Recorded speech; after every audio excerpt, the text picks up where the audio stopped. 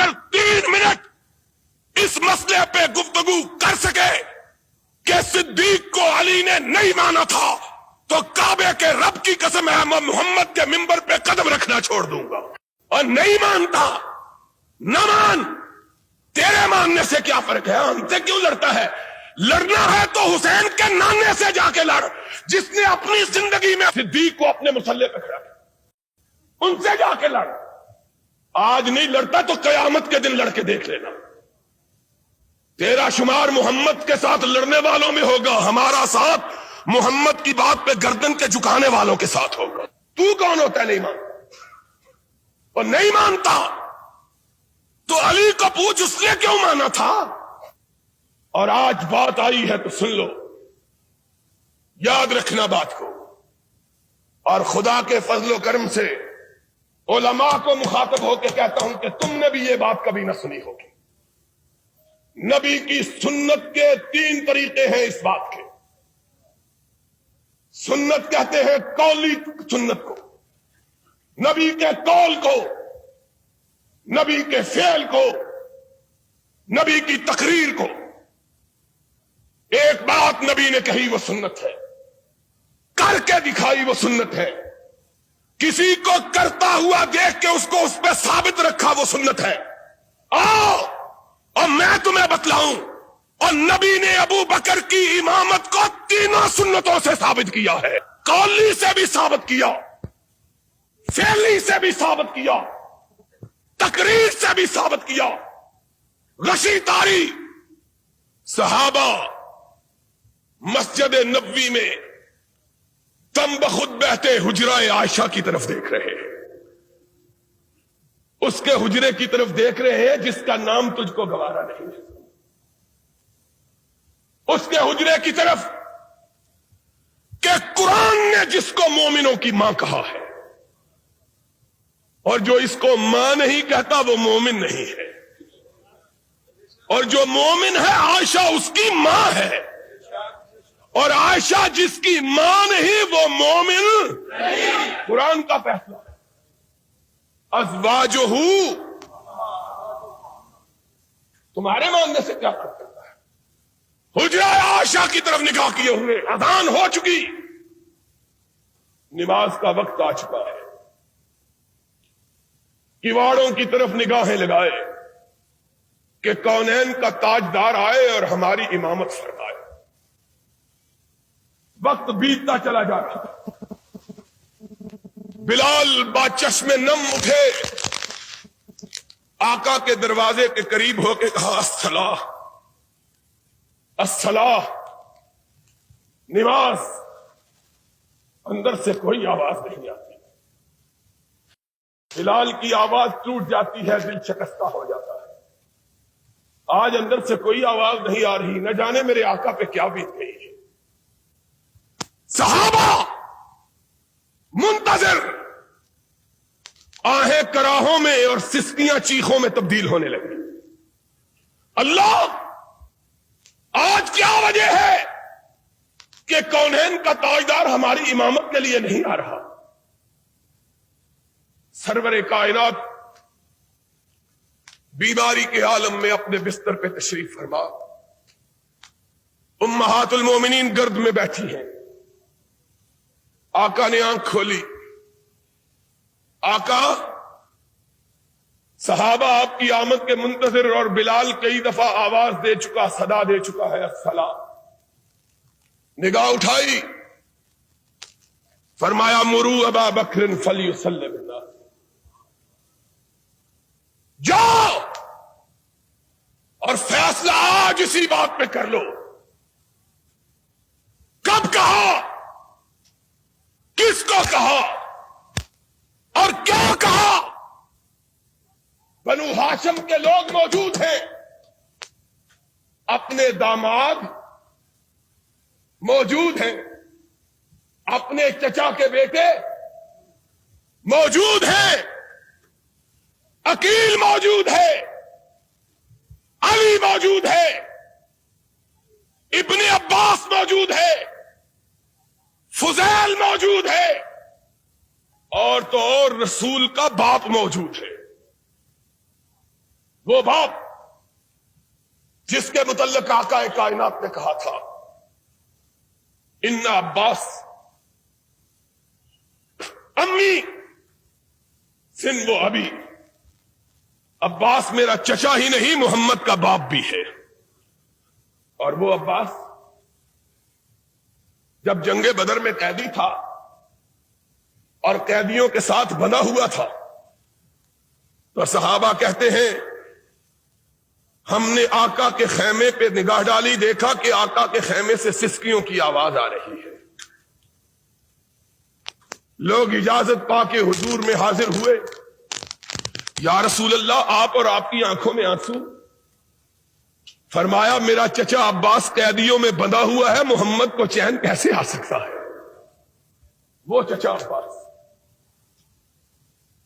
ایمان لا چکا، اسلام قبول کر چکا اور سرور کائنات کے دست مبارک سے خلعت فاخرہ حاصل کر چکا۔ صرف چچا ہی نہیں، بنو ہاشم کا سردار بھی۔ اور کیا کہوں، تمہاری روایات کے مطابق حسن بھی موجود ہے، حسین بھی، لیکن امامت کے لیے میرے آقا تو نے پکارا تو کس کو پکارا؟ یہ سارے موجود۔ کہا مرو ابا بکر فلیصلی بالناس، جاؤ میرے چچا عباس کو کہو، میرے داماد علی کو کہو، میری دو بیٹیوں کے شوہر عثمان کو کہو، میرے لختے جگر حسن کو کہو، فاطمہ کے جگر گوشہ حسین کو کہو، تم پیچھے کھڑے ہو جاؤ، عائشہ کا باپ آگے کھڑا ہو جائے۔ مرو ابا بکر فلیصلی بالناس، جاؤ ابو بکر کو کہو آگے کھڑا۔ اور کس کی مجال ہے کہ دم مارو؟ کوئی اعتراض کر کے دیکھے تو صحیح، وہ اعتراض کرنا تھا تو اس دن کرتے، کیوں نہیں کہا؟ آقا کس کو آگے کھڑے کر رہے ہو؟ کون بولے؟ کس کی مجال ہے کہ لفظ پائی؟ اور صدیقہ بولی، میں نے کہا کہ بولی نہیں، عرش والے نے بلوایا تاکہ بات پکی ہو جائے۔ کہا یا رسول اللہ کسی اور کو کہہ دیجیے۔ نگاہ اٹھائی، فرمایا لا ينبغي لقوم ان يكون فيهم ابو بکر ان يؤمهم غيره، ابو بکر کے ہوتے ہوئے کوئی دوسرا محمد کے مصلی پہ کھڑا ہونے کی جرت کر سکتا ہی نہیں ہے۔ مرو ابا بکر فلیصلی بالناس، جاؤ میرے صدیق کو کھڑا کرو۔ ہائے ہائے، تیسری مرتبہ پھر خدا نے کہلوایا، آقا کسی اور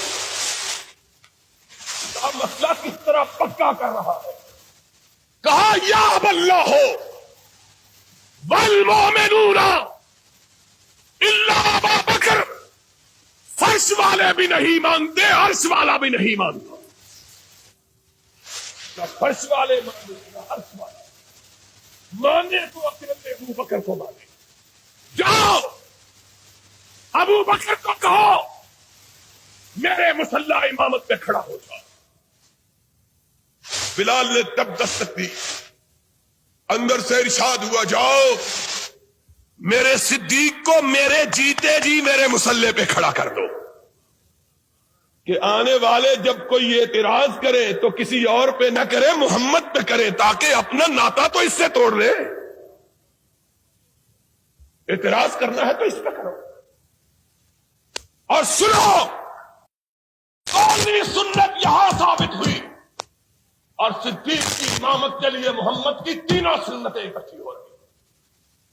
کھڑے ہو گئے، ارشاد ہوا مجھ کو اٹھاؤ۔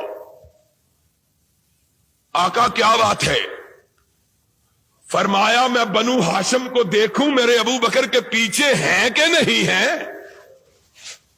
میں دیکھوں تو صحیح کہ پیچھے کون رہا، کون ہے جس نے حکم سے سرتابی کی، کون جو میرے کھڑے ہوئے کو نہیں مانتا، جس کو میں نے آگے کیا ہے کون ہے جو اس کو پیچھے کرتا ہے؟ دیکھوں تو صحیح۔ آقا کائنات اٹھائے گئے، حجرہ عائشہ سے قدم باہر رکھا،